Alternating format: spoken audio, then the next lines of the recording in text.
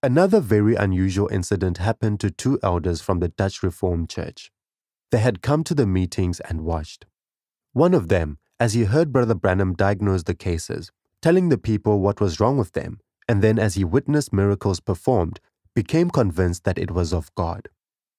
The other elder sat there and also watched Brother Branham diagnose the cases, telling the people secret things of their heart, and that in the name of Jesus they had been healed and could get up and go home claiming and rejoicing in their healing. He became convinced that it was the result of demon power. The two men were both sincere, but they had come to different conclusions. The first elder went home. The second one went out under a tree to pray. While he was there praying, he asked God to show him if the things that he had seen were of God or of Satan. He was sincere and agreed to believe whatever was revealed to him by God. While he was praying, he felt a hand on his shoulder. He turned around to see who it was, but no one was there. Instead of seeing someone, he saw a vision. He saw two clouds, and there between them sat his elder friend exactly as they had been sitting shortly before when they were discussing Brother Branham's ministry. At the end of the vision, he went as quickly as he could to the elder's home to tell what had happened. As he was explaining the vision to him, other members of the family who were there noticed an imprint of a hand on his shirt. As they examined the shirt, they found it had been scorched, very plainly leaving the imprint of a left hand. The news came to Brother Branham about what had happened, and he said, "I know all about it. I saw it in a vision this afternoon. Bring me the shirt and my left hand will fit perfectly the scorched imprint left on the shirt."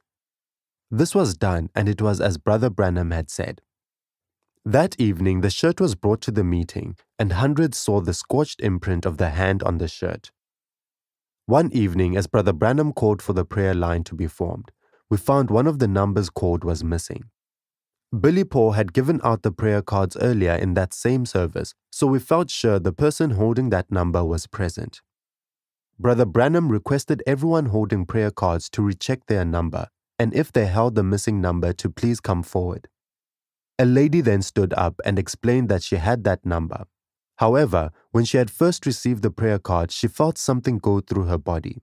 It was similar to an electric shock, only milder but of a longer duration. She had cancer on her lip, which was constantly painful. After this shock-like sensation, the pain was gone. She felt that she was healed, and therefore it was not necessary for her to go up in the prayer line. A Dutch Reformed elder came into the line for prayer.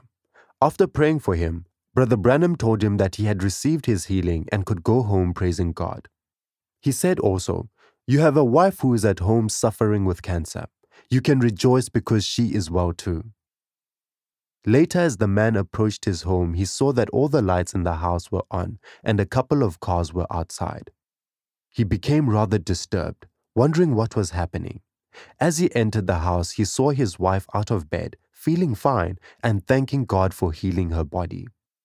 She had called some friends when she felt she had been healed, and they had come over. Together, they all rejoiced in the healing that both had received. During another meeting in Johannesburg, a young boy, about 7 or 8 years old, was called up in the prayer line. Brother Branham spoke to the boy for a few minutes, explaining that the weak heart which he had was caused by demon oppression. He told him that he would be delivered and someday would be preaching the same gospel that was now being brought to the people of South Africa. Suddenly, Brother Branham turned to the audience, and during the next few moments of silence, it was evident that he was seeing a vision of something over the audience. Then he pointed directly out over the pulpit and said that there was also a little girl and another boy out there suffering with the same affliction. Everyone felt tense as he pointed in the direction he knew they were, but could not find them. As moments passed, he insisted that they were there. He said that the spirit that was binding this boy was calling for help to other kindred demons in the audience. He continued to look but could not find them.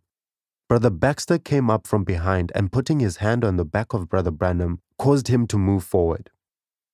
As he did this, Brother Branham came closer to the pulpit and was able to see those who were just in front of it. There were the two he was looking for, a boy about 12 years old and a girl a couple of years younger. Both of them were lying on cots and had been hidden from his view because of the pulpit. He prayed for them and told them that they had been delivered from the demon which had been causing their weak heart. He had seen a vision of all three being well.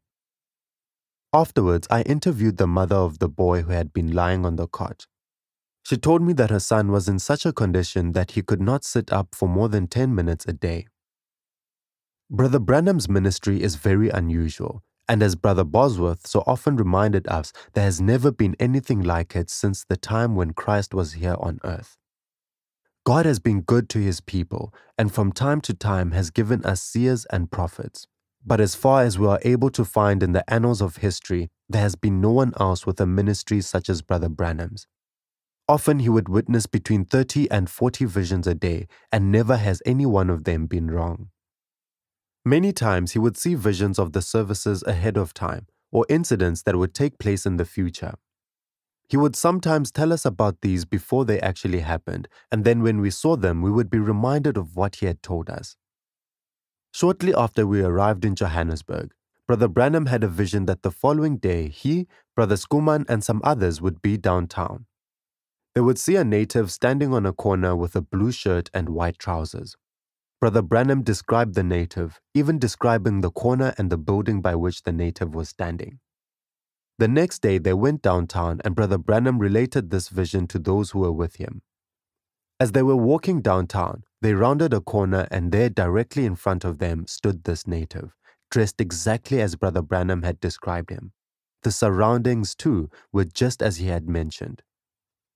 One day Brother Branham saw in a vision a native girl who had a rather high forehead with a scar on it. She was sitting on the ground looking down as if she were doing something with her hands. Brother Branham related this vision to others, and a few days afterwards they were out driving around and there was this girl alongside the road selling beads. No one else in the car at first recognized the girl as being the one that Brother Branham had seen in the vision. After they had driven by about a half a mile, Brother Branham asked them if they would not stop and turn around because he wanted to see this girl who was sitting there by the road, making and selling these beads. They went back and stopped to look at some of the beads. Just as they were ready to go, Brother Branham said, "Doesn't anyone recognize this girl?" As they looked at her, they recognized her as the girl Brother Branham had told them about, sitting on the ground, looking down as if she were doing something with her hands.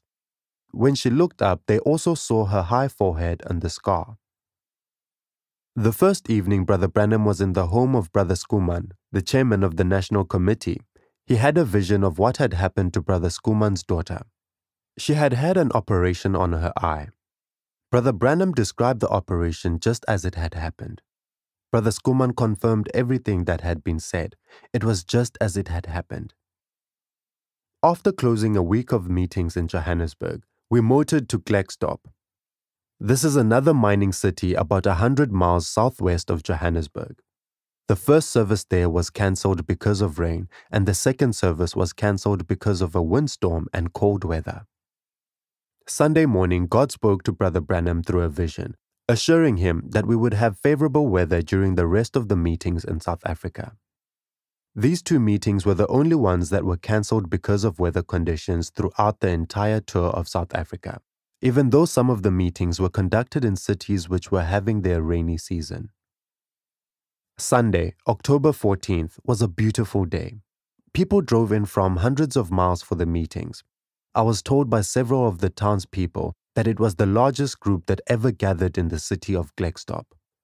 Brother Baxter brought the gospel message that evening, and when he asked for those who would stand and thereby signify their acceptance of Jesus Christ as their Savior and Lord, approximately 3,000 people stood in response to the call. As the people in this town also witnessed the wonder-working power of the Lord through Brother Branham, they too admitted that a prophet from another land was visiting them. They realized that perhaps they would never again see anything like this in their lifetime. Sunday was one of the greatest days that Klerksdorp had ever seen. There were many who received healing for both their body and soul. I'm thinking of the little boy that was 11 or 12 years old who had received a prayer card and whose number had been called. As he came up to the platform, I noticed that his eyes were very badly crossed. As soon as Brother Branham saw him, he related the story of his little girl whose eyes had crossed because of the intense pain she suffered shortly before her death. Brother Branham never ceases to be moved with compassion when he sees a young child with crossed eyes. He prayed for the boy and then asked him to look up. As he did, his eyes became straight. The boy turned to the audience and the people rejoiced in the fact that the eyes which had been crossed were now perfectly straight. A local doctor examined the boy and declared his eyes to be normal. After the service, I obtained a photo of this boy, which we have here. One evening after the service, some of us were sitting around the dining room table at the home of Pastor P.F. Foree, one of the local pastors. We were enjoying some refreshments and Brother Branham was talking to us about spiritual truths. After Mrs. Foree came and joined us at the table, I noticed that Brother Branham was watching each of us very closely, as if he were looking for something. Within a few minutes, he sat back in his chair and told us that he had had a vision that afternoon. Now we were sitting around the table just as he had seen us.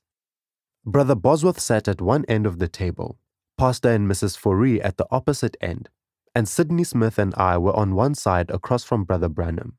Each of us was in the exact location and position in which he had seen us in the vision that afternoon. Now you could tell what God had revealed to him.